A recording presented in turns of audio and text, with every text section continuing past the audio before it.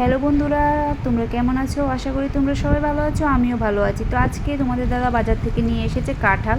তো কাঁঠালগুলিকে আমি প্রথমে ধুয়ে ভালোভাবে একটু সিদ্ধ করে নিচ্ছি। তো এর মধ্যে আমি একটু লবণও দিয়েছি, সিদ্ধ হওয়ার সঙ্গে লবণটা একটু ভিতরে চলে যাবে।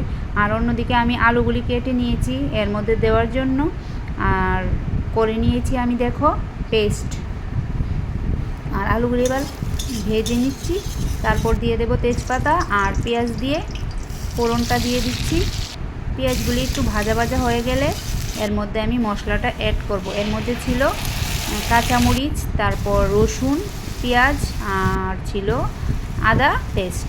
দিয়ে দিয়েছি জিরে গুঁড়ো, ধনে গুঁড়ো, একটু হলুদ গুঁড়ো, তারপর লবণ, তারপর দিয়ে দেব একটু শুকনো লঙ্কার গুঁড়ো কালারের জন্য। দিয়ে মশলাটাকে ভালোভাবে দেখো আমি ভাজা ভাজা করে নিয়েছি। এর মধ্যে এবার কাঁঠাল, আলু সব দিয়ে ভাজবো ভালো করে।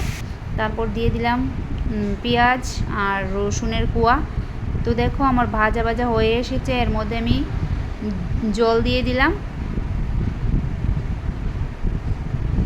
তো জলটা দেওয়ার পর, জলটা কিছুক্ষণ ফোটার পর এর মধ্যে আমি এবার গরম মশলা অ্যাড করে দেব। তো উপর থেকে আমি একটু গরম মশলা দিয়ে আর একটু নাড়াচাড়া করব। আমার কাঁঠালের তরকারি বা এঁচোড় যাই বলো সব মানে রেডি হয়ে গেছে দেখো।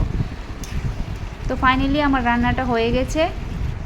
এখন দেখো আজকে দুপুরের মেনু একদম সিম্পলই ছিল এঁচোড়, স্যালাড আর কুমড়ো ভাজি আর ডিম সিদ্ধ। আর ভাতও খাওয়ার জন্য নিয়ে নিয়েছি। তো সবাইকে শুভ দুপুর।